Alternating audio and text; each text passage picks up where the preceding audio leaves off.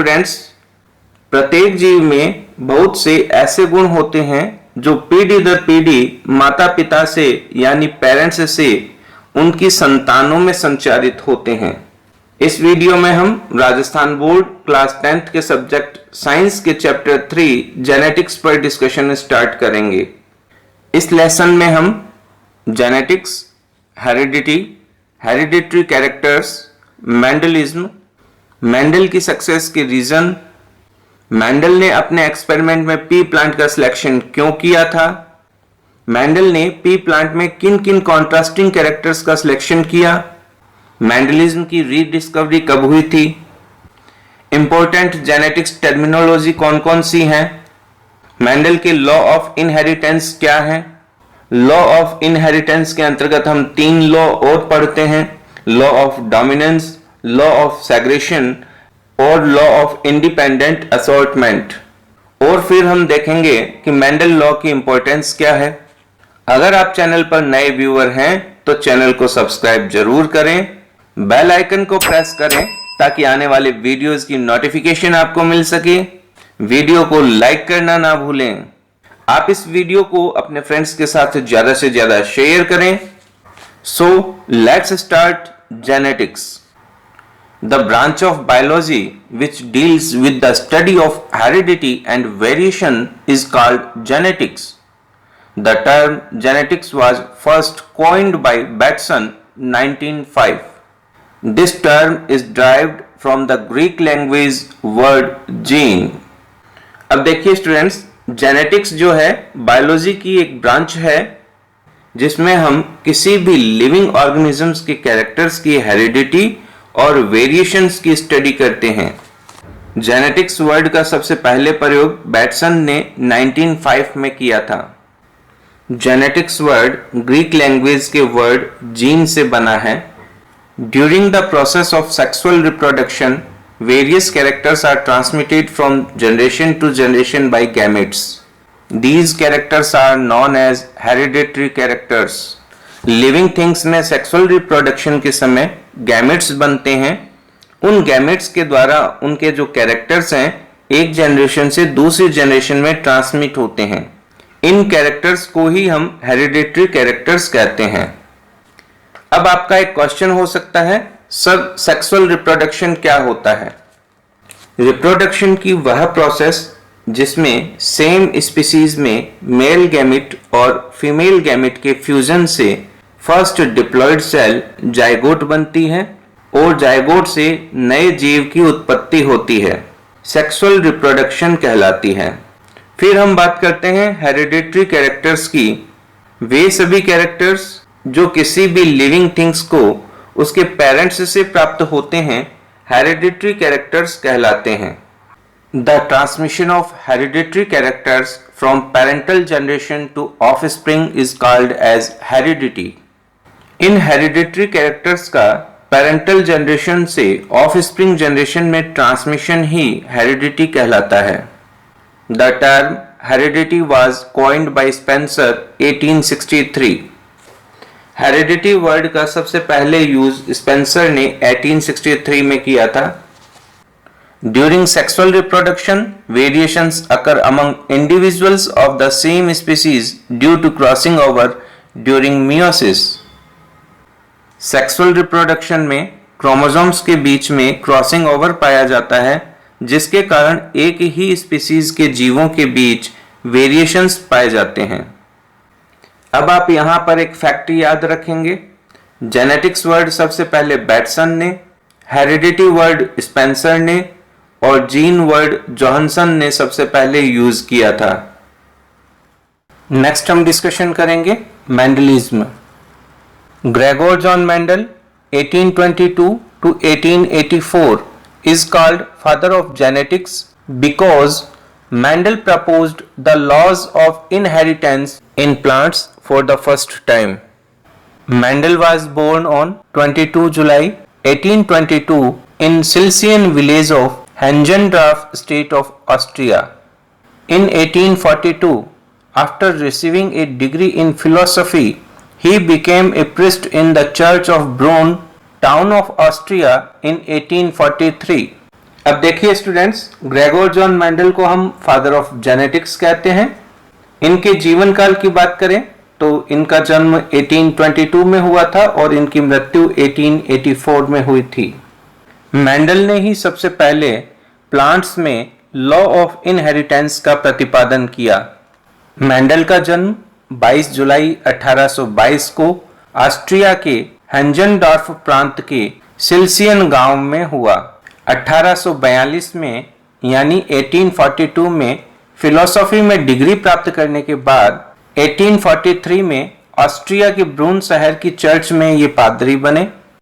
Mendel performed hybridization experiments on garden pea Pisum sativum for 7 years 1856 to 1863। Church के garden में Mendel ने उद्यान मटर यानी गार्डन पी पाइसम सटाइवम पर 7 इयर्स तक हाइब्रिडाइजेशन के एक्सपेरिमेंट किए। जो 7 ईयर की टाइमिंग है वो 1856 to 1863 है। In 1865, the finding of these experiments were presented in the form of research paper to the Brune Society of Natural History। Mendel ने जो 7 इयर्स तक एक्सपेरिमेंट्स किए थे, उन एक्सपेरिमेंट्स का निष्कर्ष उन्होंने 1865 में Brunn society of natural history के समक्ष शोध पत्र के रूप में प्रस्तुत किया। यानी 1865 में Brunn society of natural history के समक्ष अपना एक रिसर्च पेपर इन्होंने रखा। इन 1866 these experiments were published in the society's annual proceedings initialed experiments on plants hybridization। On the basis of results of these experiments on garden pea, Mendel proposed the laws of inheritance which are also known as Mendelism। Mendel died on January 6, 1884। 1866 में Brunn society of natural history के annual में Mendel के experiments को experiments on plant hybridization title के साथ publish किया गया। 6 जनवरी 1884 को इस महान वैज्ञानिक की मृत्यु हुई थी। नेक्स्ट हम डिस्कशन करते हैं reasons for Mendel's success, means Mendel की सफलता के कारण। Mendel studied the inheritance of one character eight A time. Mendel ने एक समय में एक ही कैरेक्टर की इनहेरिटेंस की स्टडी की, यानी उसे लेंथ के फैक्टर को चेक करना है तो फिर उसने सिर्फ लेंथ के फैक्टर को ही चेक किया। अगर उसे फ्लावर के कलर को चेक करना है तो सिर्फ फ्लावर के कलर को ही चेक किया। Mendel mentioned the statistical record of the experiments and analysed them carefully. Mendel ने अपने हाइब्रिडाइजेशन एक्सपेरिमेंट्स के सभी डाटा का सावधानी पूर्वक स्टैटिकल एनालिसिस किया, या हम कह सकते हैं उन्होंने जो भी डाटा कलेक्ट किया उसका रिकॉर्ड एकदम अच्छे से रखा। Mendel selected the plant material for his experiments carefully। Mendel ने अपने एक्सपेरिमेंट के लिए प्लांट का सिलेक्शन बड़ी सावधानी पूर्वक किया। अब देखिए मेंडल ने पी प्लांट का सिलेक्शन किया और पी जो है वो एक एनुअल प्लांट है। इसकी लाइफ साइकिल कुछ महीनों में कंप्लीट हो जाती है, जिसके कारण कम समय में ही अधिक जनरेशन की स्टडी या एनालिसिस किया जा सकता है। पी प्लांट में कॉन्ट्रास्टिंग कैरेक्टर्स पाए जाते हैं, यानी कि अगर टॉल प्लांट है तो ड्वार्फ भी होगा, पर्पल या रेड फ्लावर है तो वाइट फ्लावर भी होगा। और एक सबसे बड़ी बात, हम लक भी कह सकते हैं उन्होंने पी प्लांट का सिलेक्शन किया, क्योंकि पी प्लांट में जो भी कॉन्ट्रास्टिंग कैरेक्टर्स हैं वो एक ही जीन पर स्थित नहीं होते हैं, वो अलग अलग जीन पर लोकेट होते हैं। और पी प्लांट में नेचुरल सेल्फ पॉलिनेशन पाया जाता है। इस कारण मेंडल को बिना किसी एक्स्ट्रा एफर्ट के कैरेक्टर्स की प्योरिटी मिली। मेंडल ने अपने से पहले साइंटिस्ट के एक्सपेरिमेंट्स की स्टडी भी की। इस तरीके से हम कह सकते हैं कि मेंडल ने एक साइंटिफिक प्रोसेस को अपनाया जिसके कारण उनको सफलता मिली। नेक्स्ट हम डिस्कशन करते हैं selection of pea plant, means मटर के पादप का चयन। Mendel selected garden pea plant for his experiments because Mendel ने अपने एक्सपेरिमेंट्स के लिए गार्डन पी प्लांट का सिलेक्शन किया क्योंकि pea plant is annual, therefore it was possible to study many generations in a short duration. Pea plant एक annual plant है जिसके कारण शॉर्ट ड्यूरेशन के अंदर काफी सारी जनरेशंस की स्टडी पॉसिबल है। It was easy to get pure line और homozygous plants by self pollination because of bisexual flowers. Pea plant में फ्लावर्स जो होते हैं वो बाइसेक्सुअल होते हैं। बाइसेक्सुअल फ्लावर होने के कारण सेल्फ पॉलिनेशन के द्वारा होमोजाइगस प्लांट इजीली प्राप्त किए जा सकते हैं। Artificial cross pollination can be easily done by emasculation technique. Emasculation technique के द्वारा आर्टिफिशियल क्रॉस पॉलिनेशन आसानी से करवाया जा सकता है। अब आपके सामने क्वेश्चन अराइज हो रहा होगा, ये इमैस्कुलेशन टेक्निक क्या है? इमैस्कुलेशन टेक्निक में जो बाइसेक्सुअल फ्लावर होता है उसमें बड स्टेज में ही फ्लावर से एंथर्स यानी मेल पार्ट को काटकर अलग कर दिया जाता है। यह प्रोसेस ही इमैस्कुलेशन कहलाती है। इमैस्कुलेशन के बाद हम हमारी डिजायर्ड पोलन ग्रेन्स को उस फ्लावर पर छिड़क देते हैं। अब यहाँ पर पोलन ग्रेन्स हमारे द्वारा छिड़के जा रहे हैं, इसलिए इस प्रकार के पॉलिनेशन को हम आर्टिफिशियल पॉलिनेशन कहते हैं। Various contrasting characters are present in pea plant. Pea plant में कॉन्ट्रास्टिंग कैरेक्टर्स पाए जाते हैं। नेक्स्ट हम डिस्कशन करते हैं। Mendel selected 7 contrasting characters for his experiments which are as follows। अब देखिए मेंडल ने जिन 7 कॉन्ट्रास्टिंग कैरेक्टर्स को चूज किया था उनमें डोमिनेंट कैरेक्टर भी पाए जाते हैं और रेसेसिव भी पाए जाते हैं, यानी उनके एलील वहां पर मौजूद होते हैं। अब वो 7 कैरेक्टर कौन कौन से थे? फर्स्ट है शेप ऑफ सीड। अब देखिए जो सीड की शेप है वो राउंड भी है और रिंकल्ड भी है। राउंड डोमिनेंट है और रिंकल्ड रेसेसिव है। नेक्स्ट है कलर ऑफ सीड, यानी सीड का कलर किस प्रकार का है? तो डोमिनेंट कलर है येलो और रेसेसिव कैरेक्टर है ग्रीन। थर्ड कैरेक्टर है कलर ऑफ फ्लावर। फ्लावर के कलर में जो वायलेट कलर है वो डोमिनेंट कैरेक्टर है और जो व्हाइट कलर है वो रेसेसिव कैरेक्टर है। शेप ऑफ मैच्योर पोड, यानी जो मटर की फली है उसकी शेप कैसी होती है? डोमिनेंट कैरेक्टर है इन्फ्लेटेड और रेसेसिव कैरेक्टर है कॉन्स्ट्रिक्टेड। नेक्स्ट कैरेक्टर है colour of immature pod. Dominant character है ग्रीन और रेसेसिव कैरेक्टर है येलो। नेक्स्ट कैरेक्टर है पोजीशन ऑफ फ्लावर, यानी प्लांट में जो फ्लावर की पोजीशन होती है वो किस तरीके से होती है? तो डोमिनेंट कैरेक्टर है एक्सियल और रेसेसिव है टर्मिनल। एक्सियल का मतलब होगा ब्रांच के मिड पार्ट में फ्लावर होगा और टर्मिनल का मतलब होगा ब्रांच के एंडिंग पार्ट पर फ्लावर होगा। नेक्स्ट है हाइट ऑफ प्लांट। प्लांट की हाइट में जो टॉल कैरेक्टर है वो डोमिनेंट है और जो ड्वार्फ है वो रेसेसिव है।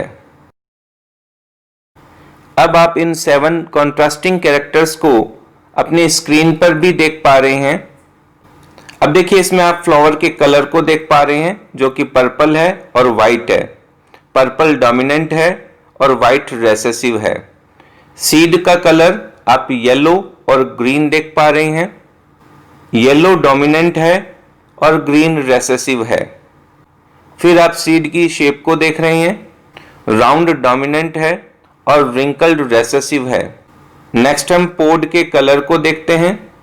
पोड का कलर जो ग्रीन है वो डोमिनेंट है और जो येलो है वो रेसेसिव है। नेक्स्ट हम मैच्योर पोड की शेप को देखते हैं। मैच्योर पोड में स्मूथ यानी इन्फ्लेटेड यानी फूली हुई है वो डोमिनेंट कैरेक्टर है, वहीं बम्पी और कॉन्स्ट्रिक्टेड रेसेसिव कैरेक्टर है। नेक्स्ट कैरेक्टर हम फ्लावर के पोजीशन को देख रहे हैं। एक्सियल कंडीशन यानी मिड स्टेम ये डोमिनेंट कैरेक्टर है, वहीं टर्मिनल और end of stem recessive character है। प्लांट की हाइट में टॉल प्लांट डोमिनेंट कैरेक्टर है और ड्वार्फ प्लांट या शॉर्ट प्लांट रेसेसिव कैरेक्टर है। नेक्स्ट हम डिस्कशन करते हैं rediscovery of Mendelism. The laws of inheritance given by Mendel were neglected for about 35 years. The Hugo de Vries of Holland, Karl Correns of Germany, and Erich von Schermach of Austria rediscovered Mendel's law in 1900 while working separately. अब देखिए, सबसे पहले तो हम ये जानते हैं कि मेंडलिज्म की रीडिस्कवरी की आवश्यकता ही क्यों हुई।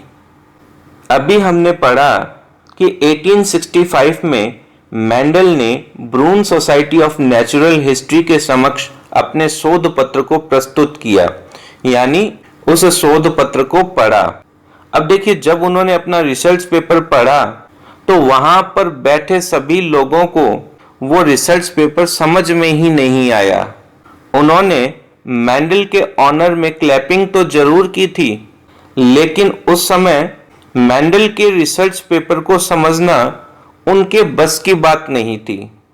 उसके बाद में मेंडल ने अपने खर्चे पर उस रिसर्च पेपर की कई कॉपियां बनवाई और उस समय के नामी साइंटिस्ट्स के पास और इंस्टीट्यूट्स में अपने रिसर्च पेपर की कॉपी भेजी।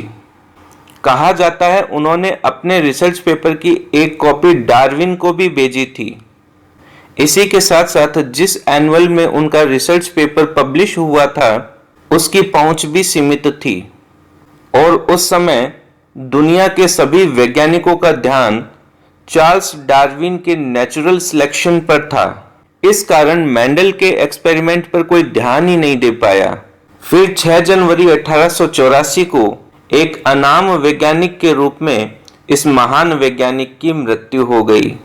1865 में उनके एक्सपेरिमेंट के बाद करीब 35 सालों तक किसी ने कोई ध्यान नहीं दिया, लेकिन 1900 में यानी 1900 में 3 अलग अलग देशों के साइंटिस्ट, जिसमें हॉलैंड के ह्यूगो डी व्रीज, जर्मनी के कार्ल कॉरेंस और ऑस्ट्रिया के एरिक वॉन शेरमार्क, अपने अलग अलग प्रयोगों में एक ही कंक्लूजन पर पहुंचे। फिर उन्होंने अपने द्वारा किए गए एक्सपेरिमेंट्स की हिस्ट्री को चेक करने की इच्छा जताई। जब उन्होंने उस हिस्ट्री को पढ़ा तब उन्हें पता लगा कि जो काम उन्होंने 1900 में किया है वो तो 1865 में मेंडल कर चुके हैं। इसे ही हम रीडिस्कवरी ऑफ मेंडलिज्म कहते हैं। यहां पर ये तीनों साइंटिस्ट ऑनेस्ट रहे। ये चाहते तो सारा श्रेय इन तीनों को मिलता, लेकिन इन्होंने मेंडल के किए गए एक्सपेरिमेंट को सबको बताया। इस प्रकार हम कह सकते हैं जॉन ग्रेगोर मेंडल तो महान साइंटिस्ट थे ही, वो अपने समय से कहीं आगे थे, लेकिन ये तीनों साइंटिस्ट भी ऑनेस्ट और महान थे। नेक्स्ट हम डिस्कशन करते हैं जेनेटिक्स टर्मिनोलॉजी।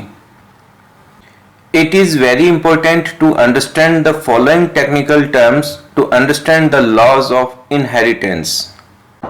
मेंडल के लॉ ऑफ इनहेरिटेंस को समझने के लिए कुछ टेक्निकल टर्म्स को जानना बहुत जरूरी है। इन टेक्निकल टर्म्स को ही हम जेनेटिक्स टर्मिनोलॉजी कहते हैं। So let's start. हमारी जो फर्स्ट टर्मिनोलॉजी है वो जेनेटिक्स है। अब देखिए, सबसे पहले हम बात करते हैं जेनेटिक्स की। Genetics is a branch of biology concerned with the study of genes, genetic variation and heredity in organisms. Genetics यानी कि आनुवंशिकी, जो कि बायोलॉजी की एक ब्रांच है जिसमें हम जीन, जेनेटिक वेरिएशन और किसी भी ऑर्गेनिज्म में पाए जाने वाले हेरिडिटरी कैरेक्टर्स के बारे में स्टडी करते हैं। The branch of science which deals with the study of heredity and variations. Genetics is the study of heredity. Firstly, the word genetics was used by Bateson in 1905. This word has originated from the Greek word gene. अगर हम सबसे पहले ये बात करें कि इस genetics word का सबसे पहले यूज किसने किया, तो बैटसन ने 1905 के अंदर इस टर्म को यूज किया। और अगर हम जेनेटिक्स वर्ड के ओरिजिन की बात करें तो ये ग्रीक वर्ड जीन से बना हुआ है। नेक्स्ट हम डिस्कशन करते हैं heredity. Heredity is a biological process whereby a parent passes certain genes on to their children or offspring. Every child inherits genes from both of their biological parents and these genes in turn express specific traits. Heredity एक biological process है जिसमें parents के द्वारा अपने बच्चों के अंदर gene पास किए जाते हैं। हर बच्चा अपने जैविक माता पिता के द्वारा जीन को प्राप्त करता है और इन जीन के द्वारा ही कोई स्पेशल कैरेक्टर्स पीढ़ी दर पीढ़ी वंशानुगत हो पाते हैं जिनको हम हेरिडिटरी कैरेक्टर्स कहते हैं।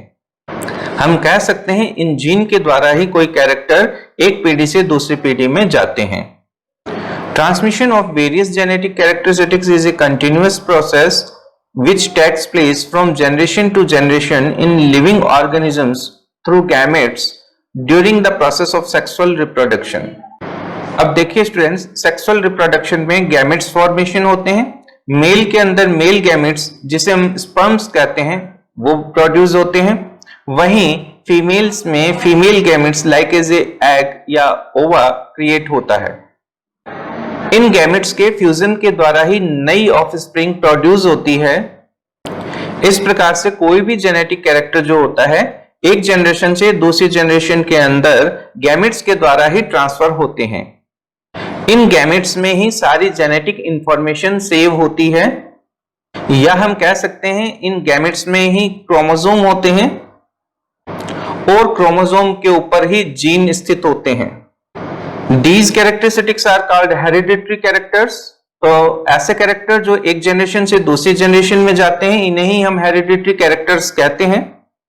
This transmission of these hereditary characteristics from parental generation to offspring is called heredity। इस प्रकार से हम कह सकते हैं इन हेरिडिटरी कैरेक्टर्स का पेरेंट्स के द्वारा अपने ऑफस्प्रिंग में ट्रांसमिशन होना ही हेरिडिटी कहलाता है। The term heredity was propounded by Spencer in 1863। During sexual reproduction, variation occur due to the crossing over of gene among living organisms of a particular species। Particular किसी भी species में जो living organism होते हैं उनमें sexual reproduction के दौरान crossing over पाया जाता है और क्रॉसिंग ओवर के कारण ही उनमें वेरिएशंस उत्पन्न होते हैं। नेक्स्ट हम डिस्कशन करते हैं gene. According to Mendel, each character is regulated by some factors और determinants. These factors are present in cytoplasm और somatic cells। अब देखिए, जब मैंडल ने पी प्लांट के ऊपर अपना एक्सपेरिमेंट किया था तो उस समय जीन वर्ड नहीं था और मैंडल ने इन जीन को ही फैक्टर कहा, यानी कारक कहा। मैंडल के अकॉर्डिंग किसी भी ऑर्गेनिज्म के अंदर जो कैरेक्टर्स होते हैं उन्हें कुछ फैक्टर्स रेगुलेट करते हैं यानी कंट्रोल करते हैं, और ये जो फैक्टर होते हैं हमारी सेल के अंदर प्रेजेंट होते हैं। हमारी सेल के अंदर न्यूक्लियस के अलावा जो पार्ट होता है उसे ही हम साइटोप्लाज्म कहते हैं, और अगर हम सोमैटिक सेल की बात करें तो वो हमारी बॉडी की जो नॉर्मल सेल्स होती हैं वही सोमैटिक सेल्स होती हैं। In modern genetics these factors are termed as genes. इन्हीं फैक्टर्स को मॉडर्न जेनेटिक्स में हम जीन के द्वारा रिप्रेजेंट करते हैं, यानी मैंडल ने जिन्हें फैक्टर्स कहा था उन्हें आज हम यानी मॉडर्न जेनेटिक्स में हम जीन कहते हैं। Gene is the smallest part of a chromosome which is made up of DNA and responsible for a particular trait।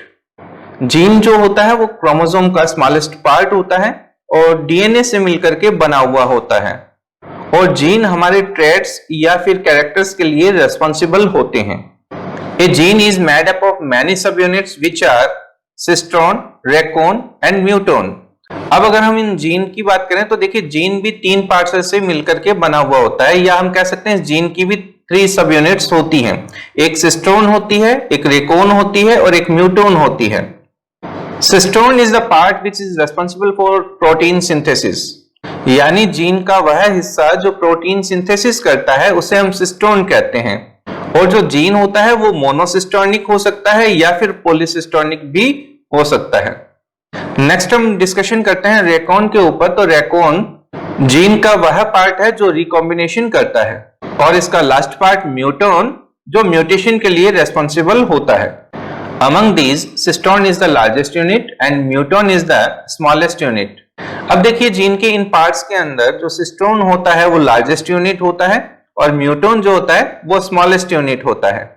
Next हम डिस्कशन करते हैं locus, a specific location on a chromosome. It is the location of a homologous chromosome where a gene is present. अब देखिए chromosome के ऊपर वह location जहां पर जीन पाए जाते हैं उसे ही हम लोकस कहते हैं।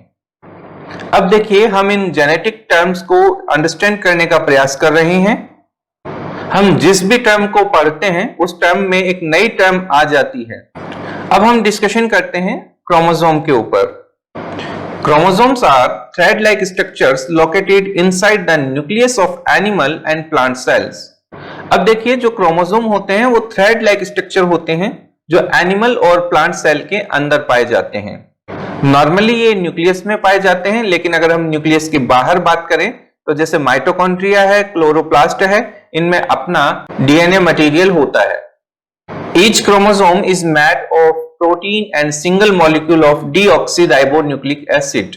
ये क्रोमोसोम प्रोटीन और डीएनए के बने हुए होते हैं। DNA means deoxyribonucleic acid.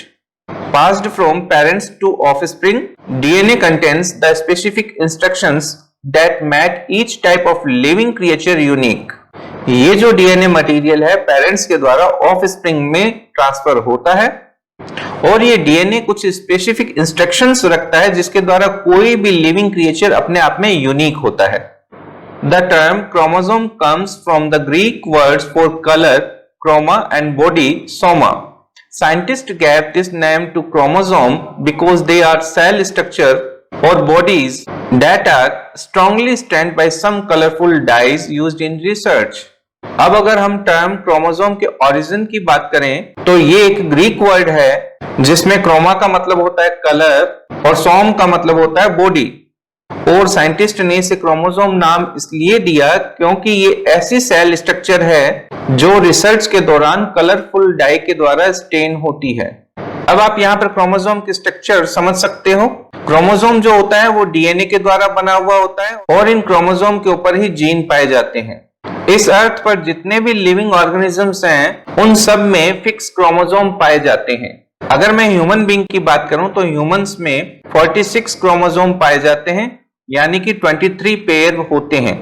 इन 23 क्रोमोसोम को आप यहाँ पर देख पा रहे हैं। अब यहाँ पर जो भी क्रोमोसोम है वो सब पेयर में होते हैं। अब आप 22 तक आप इजीली समझ सकते हैं, लेकिन लास्ट में देखिए X और Y क्रोमोसोम है। इस 23 नंबर के क्रोमोसोम को ही हम सेक्स क्रोमोसोम कहते हैं।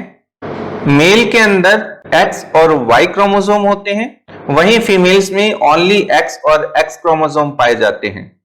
और जो 22 क्रोमोसोम का सेट होता है वो मेल और फीमेल दोनों में इक्वल होते हैं। नेक्स्ट हम डिस्कशन करते हैं हैप्लॉइड एंड डिप्लॉइड। अब देखिए क्रोमोसोम जो होते हैं वो हैप्लॉइड हो सकते हैं या डिप्लॉइड हो सकते हैं। Haploid chromosome, a single set of chromosomes present in the egg and sperm cells of animals, in the egg and pollen cells of plants, and in stable or transient life cycle forms of some other organisms such as yeast। अब देखिए जब भी gamete formation होता है तो उनमें haploid chromosome ही होते हैं। वे सभी ऑर्गेनिजम्स जिनमें सेक्सुअल रिप्रोडक्शन पाया जाता है उनमें मेल गैमेट भी हैप्लॉइड होते हैं और फीमेल गैमेट भी हैप्लॉइड होते हैं।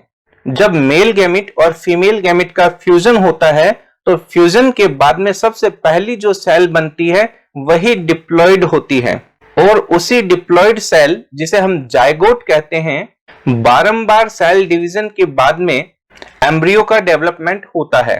फिर हम बात करते हैं diploid chromosome, a cell that contain 2 copies of each chromosome. The only exception is cells in the germline which go on the produce gametes।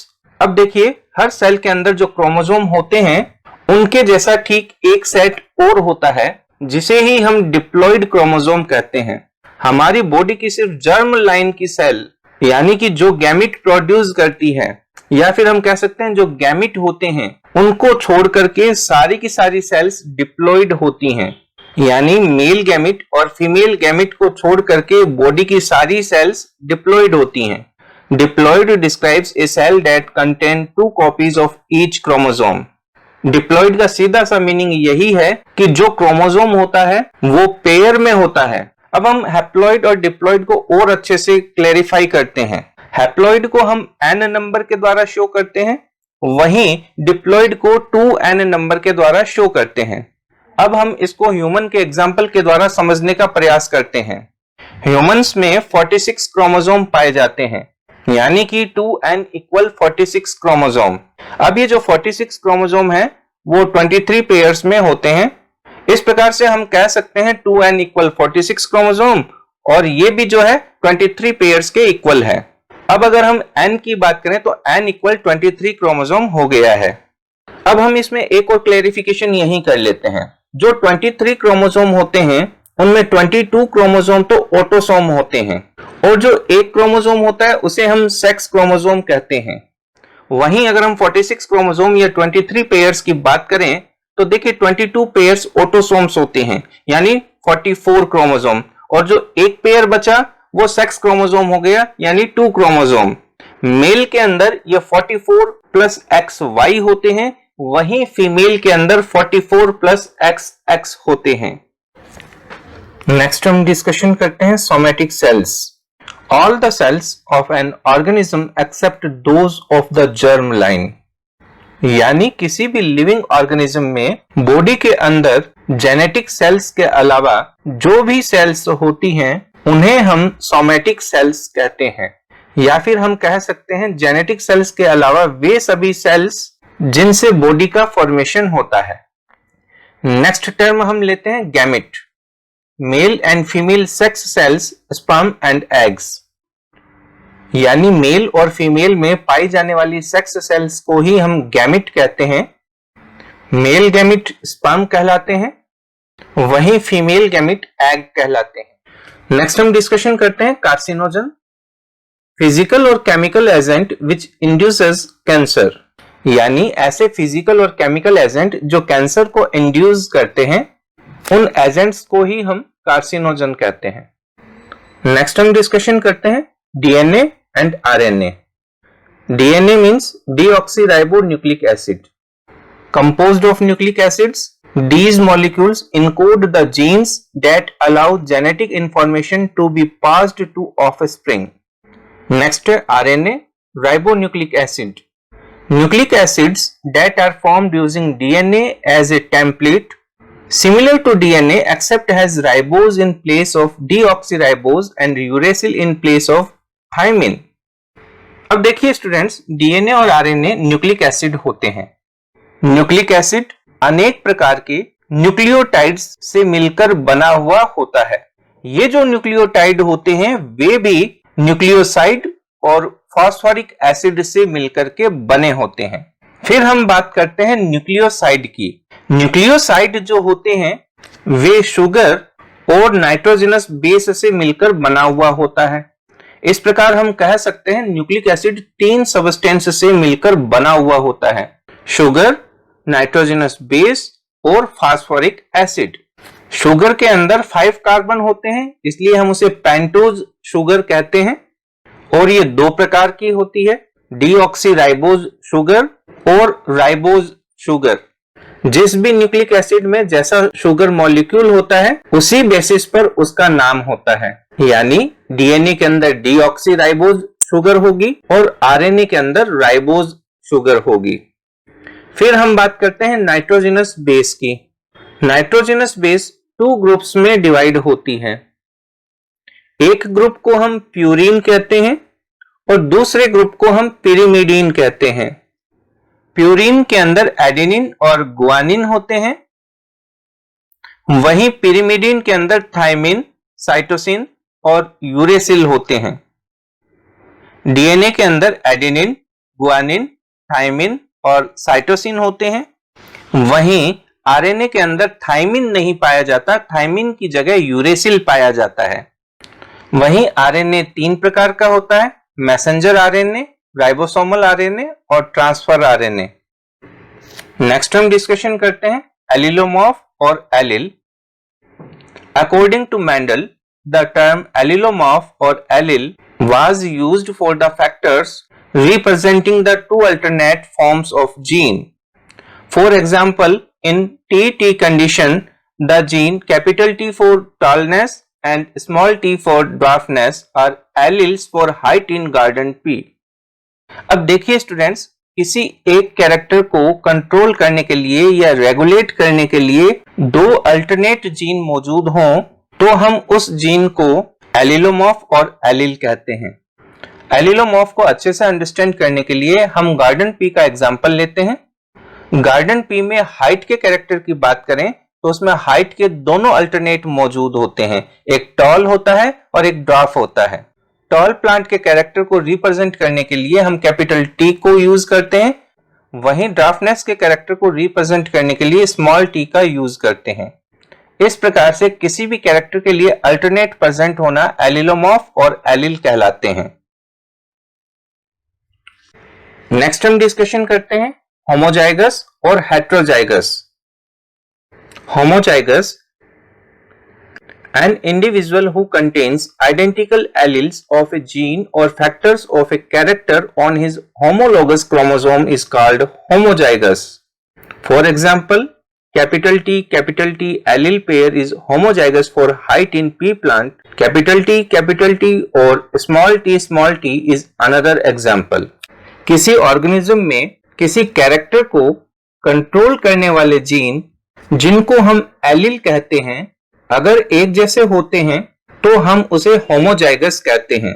अगर हम पी प्लांट में हाइट के एग्जाम्पल को देखें तो हाइट के लिए पाए जाने वाले जो एलील हैं वो समान होते हैं, यानी हाइट का जो जीन पेयर होगा उसे हम कैपिटल टी से रिप्रेजेंट करेंगे या फिर हम उसे स्मॉल टी से प्रेजेंट करेंगे।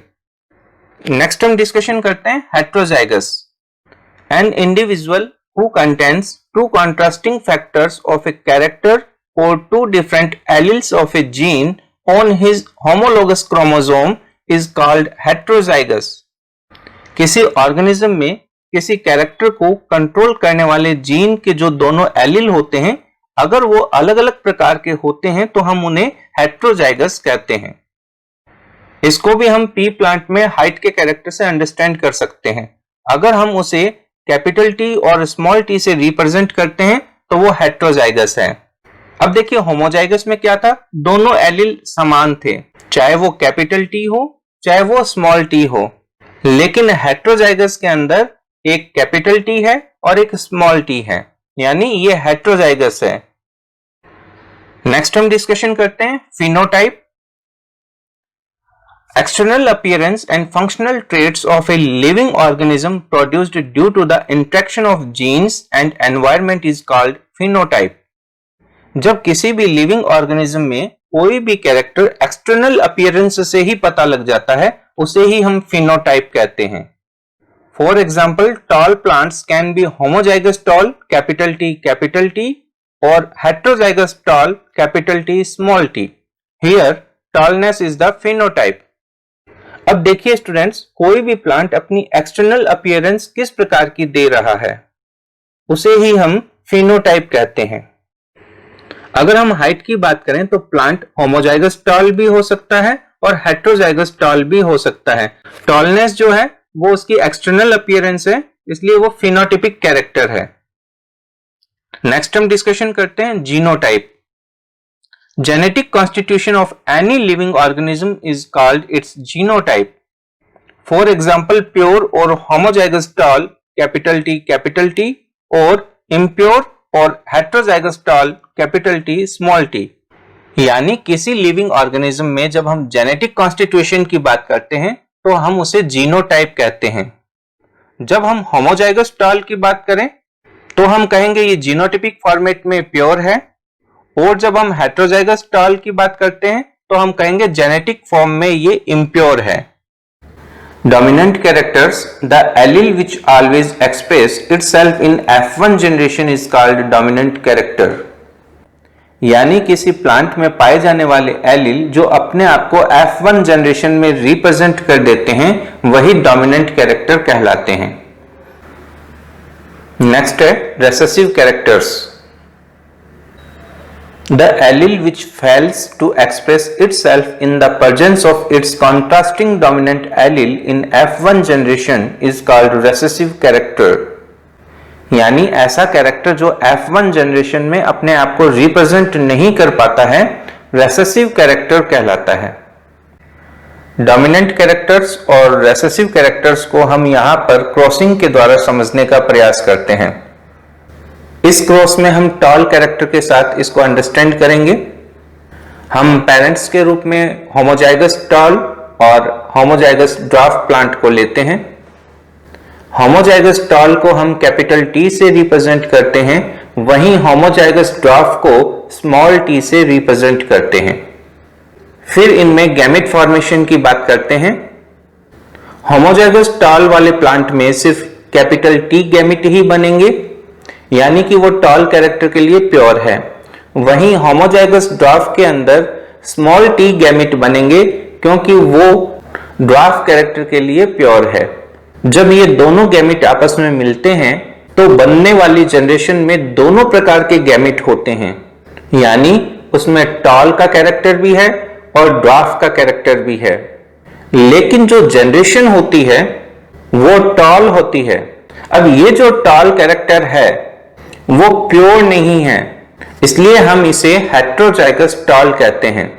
इस F1 जनरेशन में टॉल कैरेक्टर अपने आप को रिप्रेजेंट कर रहा है, इसलिए हम उसे डोमिनेंट कैरेक्टर कहेंगे।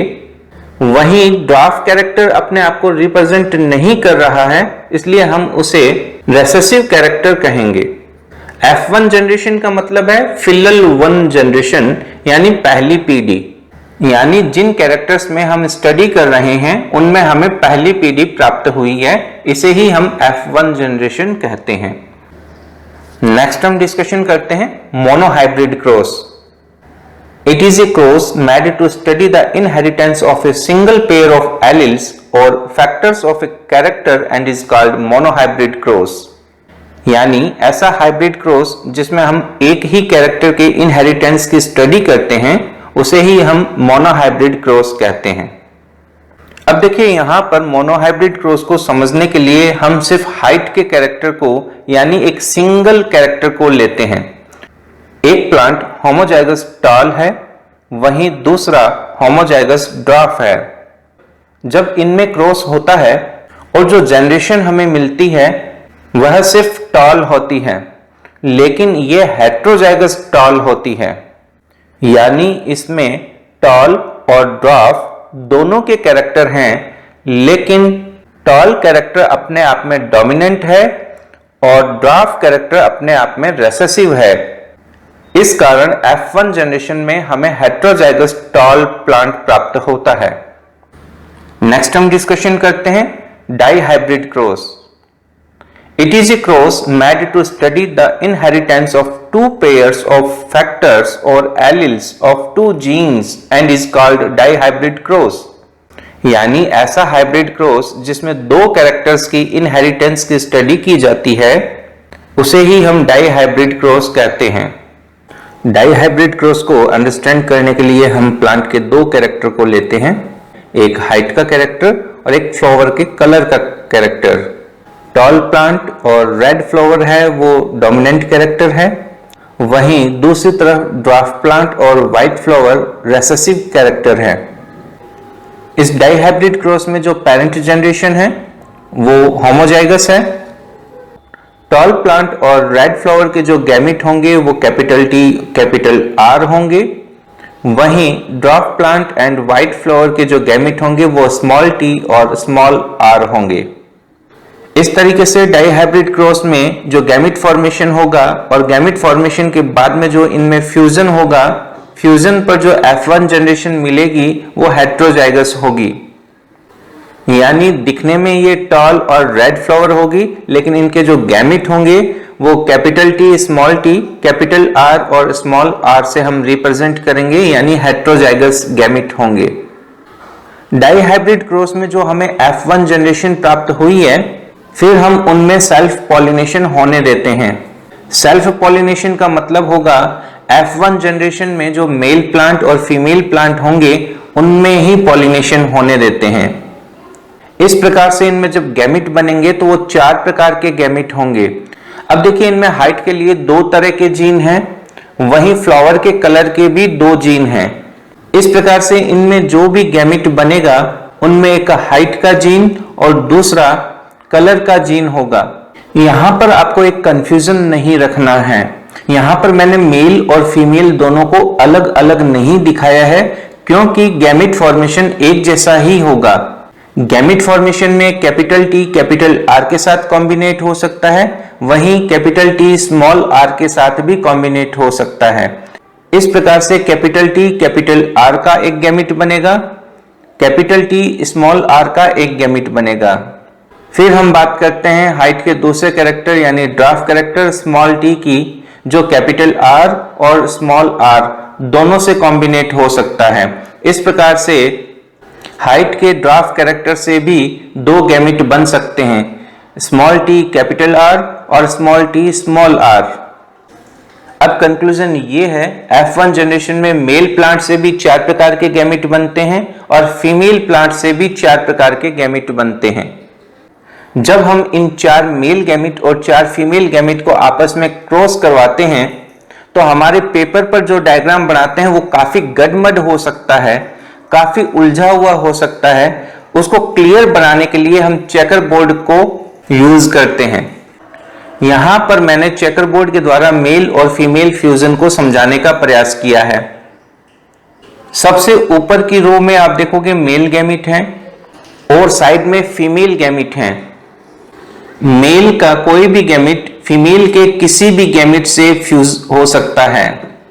मेल का कोई भी गैमिट फीमेल के किसी भी गैमिट से फ्यूजन कर सकता है। अब देखिए यहां पर मेल का गैमिट है कैपिटल टी कैपिटल आर, यहां पर है कैपिटल टी स्मॉल आर, यहां पर है स्मॉल टी कैपिटल आर और यहां पर है स्मॉल टी स्मॉल आर। ठीक इसी प्रकार से यहां पर फीमेल गैमिट हैं, ये capital T capital R, capital T small R, small T capital R, small T small R. अब देखिए ये गैमिट इस गैमिट से फ्यूज होता है तो ये कॉम्बिनेशन बनेगा।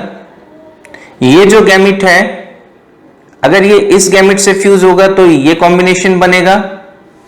इस प्रकार से आप हर गैमिट को आपस में क्रॉस करवा के देख सकते हैं। ये गैमिट अगर इससे होगा तो ये कॉम्बिनेशन बनेगा। इस प्रकार से हमें 16 तरह की वैरायटी प्राप्त होती है। डाई हाइब्रिड क्रॉस को हम चेकर बोर्ड के द्वारा ही समझ सकते हैं। नेक्स्ट हम डिस्कशन करते हैं trihybrid cross. The cross in which the inheritance of 3 pairs of alleles और factors are studied is called trihybrid cross. ऐसा क्रॉस जिसमें हम 3 कैरेक्टर्स की इनहेरिटेंस की स्टडी करें उसे हम ट्राई हाइब्रिड क्रॉस कहते हैं। नेक्स्ट है polyhybrid cross. The cross in which the inheritance of various pairs of alleles और factors are studied is called polyhybrid cross. ऐसा क्रॉस जिसमें हम बहुत सारे कैरेक्टर्स की इनहेरिटेंस की स्टडी करते हों उसे हम पॉलीहाइब्रिड क्रॉस कहते हैं। नेक्स्ट हम डिस्कशन करते हैं back cross. The cross in which the F1 generation is crossed with one of its parents is called back cross. ऐसा क्रॉस जिसमें F1 जनरेशन का क्रॉस उसके किसी भी पेरेंट्स से करवाया जाए उसे बैक क्रॉस कहते हैं। बैक यानी पीछे जाना। यहां पर होमोजाइगस टॉल प्लांट है, यहां पर होमोजाइगस ड्वार्फ प्लांट है। जब होमोजाइगस टॉल और होमोजाइगस ड्वार्फ में क्रॉस होगा तो हमें हेट्रोजाइगस टॉल जनरेशन मिलेगी। जब हम इस हेट्रोजाइगस प्लांट यानी F1 जनरेशन का क्रॉस इसके पेरेंट में से किसी भी प्लांट चाहे तो होमोजाइगस टॉल के साथ या होमोजाइगस ड्वार्फ के साथ करवाएं, ऐसे क्रॉस को ही बैक क्रॉस कहते हैं। इस डायग्राम में देखिए F1 जनरेशन में जो हेट्रोजाइगस टॉल है उसके जो गैमिट होंगे वो 2 तरह के होंगे, कैपिटल टी और स्मॉल टी। वहीं अगर इसका क्रॉस होमोजाइगस टॉल के साथ करवाएंगे तो जिसका गैमिट होगा कैपिटल टी। जब कैपिटल टी का क्रॉस होगा तो ये प्लांट एकदम प्योर टाल होगा। वहीं स्मॉल टी का जब कैपिटल टी के साथ क्रॉस होगा तो हेटेरोजाइगस टॉल होगा। लेकिन हम यहां पर देखेंगे दिखने में सारे प्लांट टॉल ही होंगे, यानी 100% टॉल हमें मिलेंगे। हाँ, जेनेटिकली फॉर्मेट में वो अलग अलग हैं। जेनेटिकली फॉर्मेट में 50% प्योर टॉल और 50% हेटेरोजाइगस टॉल हमें मिलेंगे। वहीं नेक्स्ट डायग्राम में हम देखते हैं F1 जनरेशन के गैमेट का होमोजाइगस ड्वार्फ के गैमेट के साथ क्रॉस करवाते हैं तो हमें हेटेरोजाइगस टॉल और ड्वार्फ प्लांट मिलते हैं। यहां पर देखने पर भी हमें 50% प्लांट टॉल और 50% प्लांट ड्वार्फ दिखाई देते हैं, और जो टॉल प्लांट है वो हेटेरोजाइगस टॉल है। कंक्लूजन यही है, बैक क्रॉस में हम F1 जनरेशन का क्रॉस किसी भी पेरेंट प्लांट से करवा सकते हैं। नेक्स्ट हम डिस्कशन करते हैं test cross. The cross in which F1 generation is crossed with the recessive homozygous parent is called test cross. यानी जब हम F1 जनरेशन का क्रॉस सिर्फ रेसेसिव प्लांट से करवाएं तो इस प्रकार के क्रॉस को टेस्ट क्रॉस कहते हैं। ये रेशियो हमने अभी अभी पढ़ा है, सेम वही है। इस प्रकार हम कह सकते हैं test cross is a part of back cross. Back cross में जहां हम F1 जनरेशन का क्रॉस किसी भी पेरेंट प्लांट से करवा सकते हैं, वहीं टेस्ट क्रॉस में सिर्फ रेसेसिव प्लांट से ही करवाते हैं। यही इनमें डिफरेंस है। नेक्स्ट हम डिस्कशन करते हैं रेसिप्रोकल क्रॉस।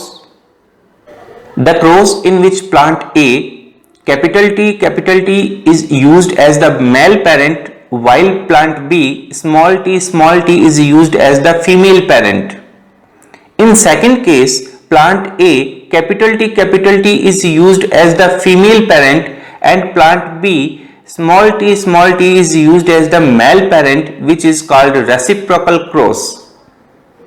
Reciprocal cross को आप बड़े इजी वे में समझ सकते हैं, यानी एक बार अगर हमने इस प्लांट को अगर मेल माना है और इसको फीमेल माना है तो दूसरी बार हम इसको मेल मानेंगे और इस प्लांट को हम फीमेल मानेंगे। यही रेसिप्रोकल क्रॉस है। नेक्स्ट हम डिस्कशन करते हैं parental generation. The plant which are crossed to get new hybrid offspring are called parental generation. यानी ऑफस्प्रिंग प्राप्त करने के लिए जिन प्लांट्स में हम क्रॉस करवाते हैं वे प्लांट्स ही पेरेंटल जनरेशन कहलाते हैं। इस डायग्राम में आप समझ सकते हैं, ये होमोजाइगस टॉल प्लांट है, ये होमोजाइगस ड्वार्फ प्लांट है, और इनकी जो F1 जनरेशन है वो हेटेरोजाइगस टॉल है। तो यहां पर जो ये प्लांट है होमोजाइगस ड्वार्फ और होमोजाइगस टॉल, ये पेरेंट्स हैं, यानी पेरेंटल जनरेशन है। नेक्स्ट हम डिस्कशन करते हैं F1 generation, first फिलल generation. The first generation produced by the cross hybridization between genetically different individuals or parents। यानी जेनेटिकली डिफरेंट पेरेंट्स के बीच क्रॉस करवाया जाए और उस क्रॉस के बाद जो जनरेशन मिले उसे ही हम F1 जनरेशन कहते हैं। यहां पर होमोजाइगस टॉल प्लांट है, होमोजाइगस ड्वार्फ प्लांट है, यानी जेनेटिकली ये दोनों अलग अलग हैं। जब इनके गैमेट्स के बीच फ्यूजन होगा और हमें ऑफस्प्रिंग मिलेगी उसे ही हम F1 जनरेशन कहेंगे। ये F1 जनरेशन है। नेक्स्ट हम डिस्कशन करते हैं F2 generation, second फिलल generation. The hybrids produced by the cross between F1 generation. यानी जब F1 जनरेशन के बीच क्रॉस हो और उनसे जो ऑफस्प्रिंग बनेगी उसे हम F2 जनरेशन कहेंगे। अब देखिए यहां पर ये F1 जनरेशन हमें मिलती है। इस F1 जनरेशन के जो गैमेट हैं वो देखिए कैपिटल T और स्मॉल t हैं। जब इनमें क्रॉस होगा, यानी कि मेल प्लांट में भी इनके गैमेट बने, फीमेल प्लांट में भी इनके गैमेट बने, जब इनके बीच में फ्यूजन हुआ तो देखिए हमें F2 जनरेशन मिली। यहां पर देखिए F2 जनरेशन को आप समझिए। F2 जनरेशन में आप देखोगे, देखने पर 3 प्लांट हमें टॉल दिखाई देते हैं और 1 प्लांट हमें ड्वार्फ दिखाई देता है। इसे ही हम F2 जनरेशन कहते हैं। नेक्स्ट हम डिस्कशन करते हैं monohybrid ratio. It is the ratio obtained by monohybrid cross. Monohybrid cross के बाद जो प्लांट्स हमें प्राप्त होते हैं वो किस रेशो में मिलते हैं, उसे ही मोनोहाइब्रिड रेशो कहते हैं। जब भी हम इन रेशियो की बात करते हैं तो हमारे सामने दो टर्म्स और आती हैं, फिनोटिपिक रेशियो और जीनोटिपिक रेशियो। फिनोटिपिक रेशियो हमें देखने से पता लगता है और जीनोटिपिक रेशियो उनका जेनेटिकली रेशियो कहलाता है। मोनोहाइब्रिड रेशियो को अंडरस्टैंड करने के लिए हम मोनोहाइब्रिड क्रॉस को लेते हैं। जब भी हम मोनोहाइब्रिड रेशियो की बात करेंगे तो हम हमेशा F2 जनरेशन के रेशियो की ही बात करेंगे, क्योंकि F1 जनरेशन में तो देखिए हेट्रोजाइगस टॉल प्लांट मिलता है, यानी 100% जो भी मिलेगा सारे प्लांट एक जैसे होंगे। आप दोबारा से समझिए, यहां पर होमोजाइगस टॉल है, यहां पर होमोजाइगस ड्वार्फ है। इनका जब क्रॉस होगा तो हमें हेट्रोजाइगस टॉल प्लांट मिलेगा। सारे के सारे प्लांट हेट्रोजाइगस टॉल होंगे, यानी सारे के सारे प्लांट एक जैसे हैं। फिनोटिपिक फॉर्मेट में ये टॉल हैं, वहीं जीनोटिपिक फॉर्मेट में हेट्रोजाइगस हैं। लेकिन जब हम F1 जनरेशन का क्रॉस वापस F1 से ही करवाते हैं तो हमें F2 जनरेशन मिलती है। यहां पर अपन देखते हैं, यहां पर देखिए, अगर हम इसको सिर्फ देखेंगे तो 3 प्लांट हमें टॉल दिखाई दे रहे हैं। ये भी टॉल है, ये भी टॉल है और ये भी टॉल है। तो इस तरीके से फिनोटिपिक रेशियो में कह सकते हैं 3 प्लांट टॉल हैं। वहीं अगर हम इस प्लांट को देखेंगे तो देखिए ये ड्वार्फ है, यहां पर हम कहेंगे एक प्लांट ड्वार्फ है। तो फिनोटिपिक रेशियो हो गया 3:1। वहीं अगर हम जीनोटिपिक रेशियो की बात करें तो देखिए यहां पर ये प्लांट एकदम प्योर है, यानी कैपिटल टी है, ये होमोजाइगस टॉल है। वहीं ये 2 प्लांट फिनोटिपिक फॉर्मेट में टॉल हैं, लेकिन ये हेट्रोजाइगस टॉल हैं। वहीं ये प्लांट होमोजाइगस ड्वार्फ है। इस तरीके से जीनोटिपिक रेशियो जो मिलेगा वो 1:2:1 होगा, यानी 1 प्लांट टॉल, 2 हेट्रोजाइगस टॉल और 1 ड्वार्फ होगा। नेक्स्ट हम डिस्कशन करते हैं dihybrid ratio. It is the ratio obtained by dihybrid cross, यानी डाइहाइब्रिड क्रॉस के बाद जो प्लांट हमें प्राप्त होंगे उनका रेशियो किस प्रकार से होगा, उसे ही हम डाइहाइब्रिड रेशियो कहते हैं। यहां पर हम डाइहाइब्रिड क्रॉस को देख पा रहे हैं। डाइहाइब्रिड क्रॉस में जो F1 जनरेशन होगी, इस F1 जनरेशन का ही क्रॉस वापस हम F1 जनरेशन से ही करवाएंगे, जिससे हमें F2 जनरेशन मिलेगी। तो F1 जनरेशन के गैमेट हमने पहले भी पढ़े हैं, तो हम देखेंगे ये 4 प्रकार के गैमेट होंगे। ये मेल गैमेट हमने लिए हैं, ये फीमेल गैमेट हमने लिए हैं। यहां पर जब हम इनके बीच क्रॉस करवाते हैं तो फिनोटिपिक रेशियो देखिए, फिनोटिपिक रेशियो जब आप देखोगे तो देखिए यहां पर 1 2 3 4 5 6 7 8 और 9, ये जो प्लांट हैं ये सारे के सारे एक जैसे हैं, टॉल है, रेड है, यानी देखने से हमें ये टॉल और रेड ही दिखाई देंगे। तो ये 9 प्लांट एक जैसे हैं। फिर आप देखिए एक ये प्लांट, एक ये प्लांट और एक ये प्लांट, ये टॉल हैं और वाइट हैं, यानी कि 3 प्लांट एक जैसे हैं। फिर आप देखिए ये प्लांट, ये प्लांट और ये प्लांट, ये ड्वार्फ हैं और रेड हैं, यानी कि 3 प्लांट ड्वार्फ और रेड। वहीं आप यहां पर देखिए ये एक single plant dwarf and white, एकदम प्योर है ये। इस प्रकार से फिनोटिपिक रेशियो, यानी जो हमें सिर्फ देखने से पता लगेगा, 9:3:3:1 है, यानी टोटल 16 प्लांट हमें मिलेंगे। अभी कुछ देर पहले ही हमने पढ़ा है, डाइहाइब्रिड क्रॉस को हम चेकर बोर्ड के द्वारा ही अच्छे से समझ पाएंगे। नेक्स्ट हम डिस्कशन करते हैं जीनोटिपिक रेशियो। जीनोटिपिक रेशियो में हम देखते हैं उनकी जेनेटिकल स्ट्रक्चर किस प्रकार की है। जीनोटिपिक रेशियो को समझने के लिए हम फिनोटिपिक रेशियो से ज्यादा अच्छे से समझ पाएंगे।